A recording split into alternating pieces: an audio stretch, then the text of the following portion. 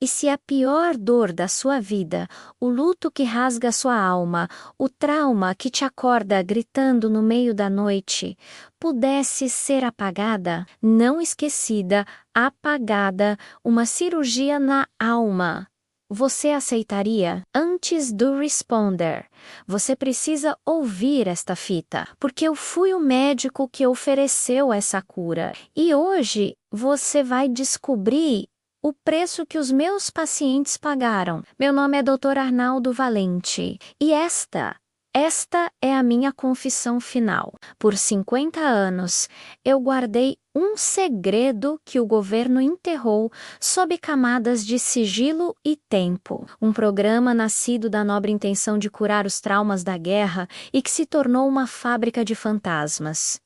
Nós prometíamos paz, uma mente livre da dor. O que não contávamos é que, para trancar a porta do inferno na mente de uma pessoa, era preciso queimar a casa inteira. E a primeira chave, a chave mestra que abriu todas as outras portas, foi uma jovem que chamamos de paciente zero. Eles acharam que o tempo apagaria os registros, as vozes, os gritos silenciosos.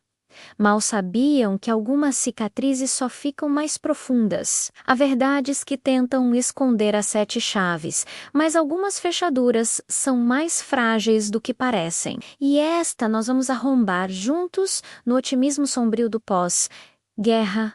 Eu era um idealista. Via a mente humana como um mapa que podia ser redesenhado, uma partitura que podia ser reescrita para eliminar as notas dissonantes do sofrimento. O trauma, eu teorizava, não era a memória em si, mas a carga emocional brutal atrelada a ela, como uma corrente elétrica de alta voltagem ligada a um fio desencapado. Minha ambição era simples e, admito, terrivelmente arrogante, eu queria desligar a corrente, deixar apenas o fio inerte, inofensivo. Minhas pesquisas, publicadas em jornais acadêmicos obscuros, chamaram a atenção, não de hospitais que buscavam a cura, mas de homens em ternos cinzentos que não falavam em pacientes, mas em ativos e ameaças. Eles não viam a dor como uma doença, mas como uma vulnerabilidade a ser explorada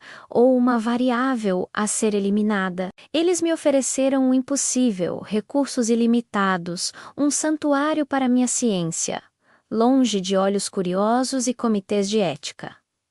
Um laboratório que era um reino. Em troca, eu lhes daria o protótipo, uma mente curada, uma mente pacificada. Você entende a diferença sutil? A diferença mortal entre a paz que vem da aceitação e a pacificação que vem da aniquilação? Eu, na minha vaidade, na minha sede de provar que minha teoria era a chave para um novo mundo, ignorei. O Instituto Asclepius não estava em nenhum mapa. Era uma cicatriz de concreto armado no meio de uma floresta esquecida, perpetuamente coberta por uma névoa que parecia emanar da própria terra. O ar ali era diferente. Pesado, tinha o cheiro de pinho molhado misturado ao odor químico de séptico e, por baixo de tudo, o aroma terroso do desespero contido. Você podia sentir o peso do silêncio. Não era a ausência de som que trazia paz, era o silêncio de vozes que um dia gritaram e simplesmente desistiram. As paredes eram grossas, projetadas para absorver sons e segredos. As janelas altas e estreitas demais para um corpo passar. Não emolduravam a paisagem, apenas fatias dela, uma lembrança constante do mundo que existia lá fora, inalcançável. Tudo ali era projetado não para tratar, mas para counter, para isolar não apenas corpos, mas mentes. Eles a trouxeram numa noite de chuva torrencial. A ficha de admissão era uma obra de ficção burocrática, histeria aguda, tendências dissidentes, perigo para si mesma e para a ordem social, mentiras, Helena era uma poeta, uma mente brilhante e afiada que viu o que não devia, escreveu o que não podia e amou quem não deveria. Seu trauma era a verdade que carregava. Por isso, a escolheram. Sua mente era forte, uma fortaleza de resiliência e convicção. Se a cura funcionasse nela, se conseguíssemos desmantelar aquela fortaleza, funcionaria em qualquer um. Lembro-me de nossa primeira sessão. Ela se sentou à minha frente, não com o medo de um paciente, mas com a curiosidade analítica de uma igual. Ela me olhou e disse: Doutor, você acha que pode consertar uma alma com eletricidade química? Eu sorri, um sorriso paternalista, o sorriso de um deus de jaleco branco, seguro de suas ferramentas e teorias. Hoje, essa pergunta me assombra em cada momento de silêncio. Você conseguiria olhar nos olhos de alguém que está prestes a desconstruir, pedaço por pedaço, e ainda se chamar de curador? O procedimento era uma valsa macabra, uma coreografia científica em 3 atos, projetada para desarmar a alma. Primeiro, o isolamento absoluto. Dias a fio em um tanque de privação sensorial. Um útero de água salgada, escuridão e silêncio.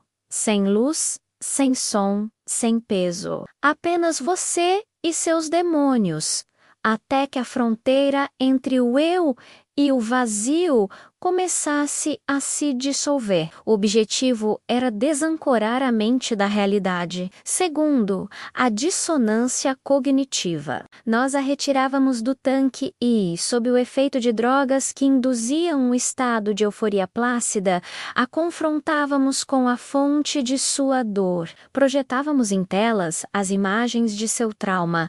Líamos em voz alta trechos de seus poemas mais desafiadores. O cérebro, inundado em felicidade química, mas confrontado com o horror, entrava em pânico. Ele fazia a única coisa que podia para sobreviver, ele começava a dissociar. A dor virava ruído branco. O significado virava apenas palavras.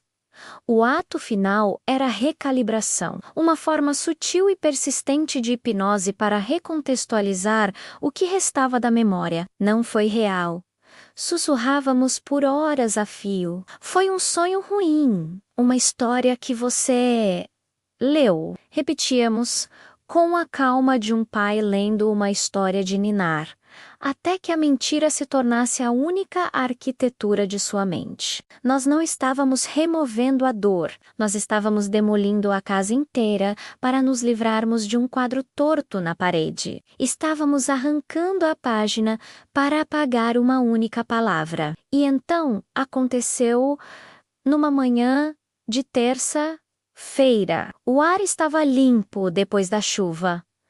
Eu entrei em seu quarto. Ela estava sentada na cama, olhando a fatia de céu que a janela permitia. Eu lhe mostrei uma foto de seus pais, que foram levados pelo regime, uma foto que antes a fazia chorar por horas. Ela pegou a fotografia, olhou-a com a curiosidade branda de quem vê um retrato de estranhos.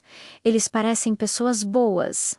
Ela disse. A voz, uma melodia sem notas, sem inflexão, sem dor, sem amor, sem saudade, sem nada. Naquele momento, os homens de terno cinzento que observavam por trás do vidro espelhado sorriram. Eles declararam o procedimento um sucesso retumbante e eu, o arquiteto daquele vazio, senti um frio que nunca mais me abandonou.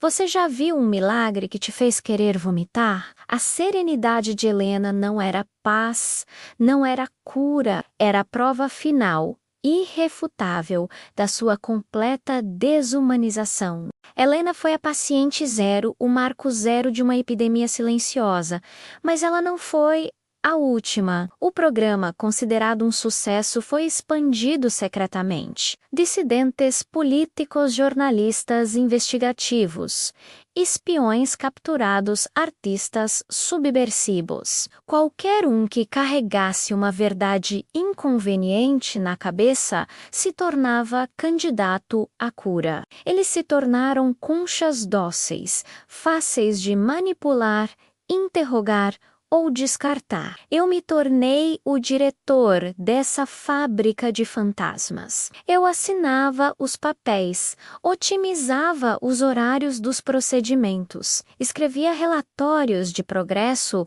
usando eufemismos clínicos para descrever a aniquilação de almas. E a cada noite eu vi o rosto desafiador de Helena em meus sonhos. E ouvia sua voz, antes do tratamento, perguntando: "Você consertou minha alma, doutor? Meu ponto de ruptura, minha tardia e inútil epifania veio anos depois. Eu me tornei um observador de minha própria criação. E eu a observava. Helena. Ela passava a maior parte dos dias em uma sala branca, com seu antigo caderno de anotações e um lápis. Eu a observei por horas, por dias. Ela preenchia página após página com uma concentração silenciosa. Por um momento, uma faísca de esperança tola se acendeu em mim. Talvez uma fagulha tivesse sobrevivido. Talvez a poesia estivesse voltando, com as mãos trêmulas de um arqueólogo descobrindo uma tumba. Peguei o caderno depois que ela adormeceu. Eu o abri, e meu mundo, o que restava dele, desabou. Página após página estava preenchida com um único e mesmo desenho, repetido milhares de vezes com uma precisão mecânica. Uma gaiola de pássaro, perfeitamente desenhada. E sempre vazia. A gaiola. O pássaro tinha ido embora. A alma. Naquele momento, eu entendi a profundidade do meu crime. Eu não era um médico. Eu era um ladrão de almas. Naquela mesma noite, abandonei o instituto, o programa, tudo. Mas você não foge de algo que leva dentro de você. O eco de uma gaiola vazia é um som que te segue para sempre. Eles me deixaram ir. Claro, um médico louco, aposentado, atormentado por delírios.